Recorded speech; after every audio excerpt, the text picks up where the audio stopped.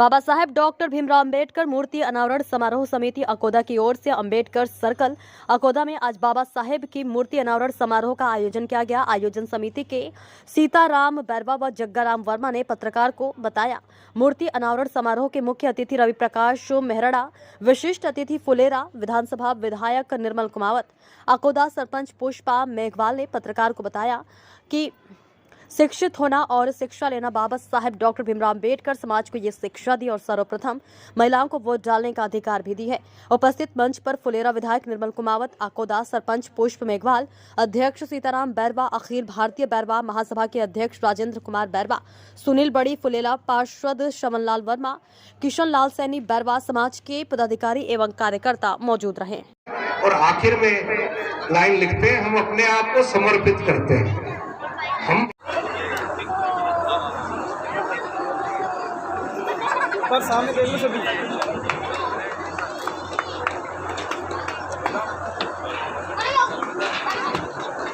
हमारे समाज को आगे बढ़ाने के लिए कई काम किए उन्होंने। हमारे समाज के कई लोगों ने तो उनको छुआछूत का सामना करना पड़ा।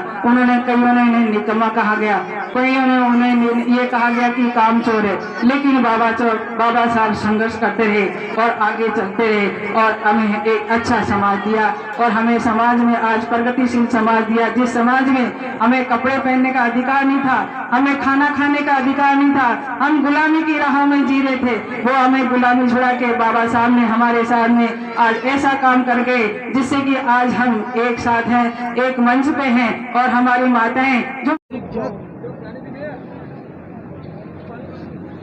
सर डॉक्टर भीमराव अंबेडकर के बारे में इतनी आपको मालूम है, तो उनके बारे में एक दो शब्द बताइए जो जनता को काफ़ी ये मिले। देखिए, उन्होंने एक चीज़ कही कि जीवन लंबा नहीं महान होना चाहिए। अगर हम 50 साल भी जी लें और उस 50 साल में हम बहुत अच्छे काम कर जाएं देश के लिए, तो वो 100 साल के बराबर है। और शिक्षा के बारे में जो अंबेडकर साहब ने जो शिक्षा के बारे में जो दी थी, ये किया था, वो कौन सी सन में किया था और क्यों किया था? देखिए, यहाँ सन महत्वपूर्ण नहीं है, महत्वपूर्ण इस बात का है कि उस दौर में उन्होंने इतनी उच्च शिक्षा प्राप्त की और उस शिक्षा को देश के हित में उस शिक्षा का प्रयोग किया। कई लोग शिक्षा का प्रयोग नकारात्मक चीज़ों में करते हैं, उन्होंने सकारात्मक चीज़ों में उस शिक्षा का प्रयोग किया, कमज़ोर वर्गों को उठाने के लिए, संविधान के निर्माण में। तो ये सबसे बड़ी बात उनकी थी कि देश को वो समर्पित थे और आधुनिक भारत के निर्माण में उनकी बहुत बड़ी भूमिका थी। धन्यवाद सर, आपको हमारा चैनल की तरफ से बहुत बहुत धन्यवाद और आकोदा की तरफ से पूरी आकोदा की जनता आपके आभार प्रकट करते हैं। कुछ जानते हैं, मगर आने वाली पीढ़ी उनको अच्छी तरह जाने। हम सब लोग अपना इतिहास को समझें, उनके द्वारा किए गए देश के संविधान के निर्माण में अहम जो उन्होंने भूमिका निभाई, जो अधिकार आज आजाद भारत में हमको सबको मिले, उनके बारे में आने वाली पीढ़ी को, विशेष तौर से युवा पीढ़ी को हमको बताने का हम सबका दायित्व है। मैं उस महान विभूति को पुनः कोटि कोटि प्रणाम करता हूँ बाबा साहब को कि उन्हीं की देन की आज हमारे साथ कई देश आजाद हुए थे। उसमें श्रीलंका भी है, पाकिस्तान भी है, बर्मा भी है, यहाँ तक और भी कई ऐसे देश हैं, मगर उन देशों का लोकतंत्र और अपना लोकतंत्र आज कहीं भी हमारे सामने नहीं टिकते। आज हिंदुस्तान वो मुल्क है, वो देश है जहाँ कोई भी व्यक्ति खड़ा होकर अपनी बात स्वतंत्रता से, आजादी से अपनी बात को रख सकता है। ये अगर किसी की देन है, कोई भी छोटा बड़ा नहीं है, कोई ऊंचा नीचा नहीं है, संविधान के आगे सब बराबर है। वो सारी देन अगर कोई है तो भारत के संविधान में है। उसमें सबसे बड़े अगर किसी की भूमिका है तो माननीय बाबा साहब भीमराव अम्बेडकर जी की भूमिका है। 75 साल पहले वो सोच थी उनकी। भाइयों और बहनों, माताओं, ये बहुत ही एक ऐसा अवसर है जब आज हमने अपने युग पुरुष, महापुरुष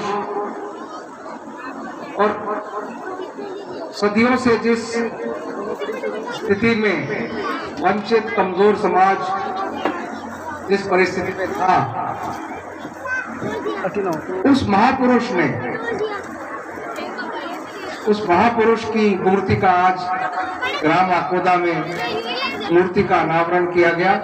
मैं आप सभी को बहुत बहुत बधाई देना चाहता हूँ ग्राम आकोदा वासियों को, विशेषकर बैरवा समाज को, कि उन्होंने बाबा साहब की इतनी अच्छी जगह आप लोगों ने मूर्ति अनावरण कराया, लगाया। भारत रत्न डॉक्टर भीमराव अंबेडकर साहब, बाबा साहब, उनको हम सभी बुलाते हैं। आप देखिए कि 100 साल पहले, 100 साल से भी ज्यादा पहले, जब वो अपना काम शुरू किया उन्होंने यहाँ देश में, कोलंबिया यूनिवर्सिटी, अमेरिका पढ़ के आए, इंग्लैंड पढ़ के आए, और इतनी सारी डिग्रियां उन्होंने प्राप्त की। उनके लिए बड़ा आसान था, हमारी तरह। उस समय तो आईएएस नहीं, आईसीएस कहलाता था, और उनको ऑफर भी दी गई कि आप इंडियन सिविल सर्विस ज्वाइन कर लो, जो आज का आईएएस बोलते हैं। उनको ऑफर भी दी गई, उनको कहा भी गया, निवेदन भी किया गया, लेकिन बहुत आसान तरीका था, वो जा सकते थे। इतना बड़ी बड़ी डिग्रियां लेके वो आसानी से अपने घर में बैठ के आराम कर सकते थे, किताबें लिख सकते थे जिनका उनको शौक था, लेकिन उन्होंने ये नहीं किया। क्यों नहीं किया वो आप सब जानते हैं। उस समय जो कमजोर वर्गों की स्थिति थी, उस स्थिति से वो वाकिफ थे, जानते थे क्या परिस्थितियों में वो रहते हैं, किन आर्थिक दुविधाओं से वो गुजरते हैं, किस सामाजिक असमानता उनको झेलनी पड़ती है, छुआछूत झेलनी पड़ती है। इसी कुएं से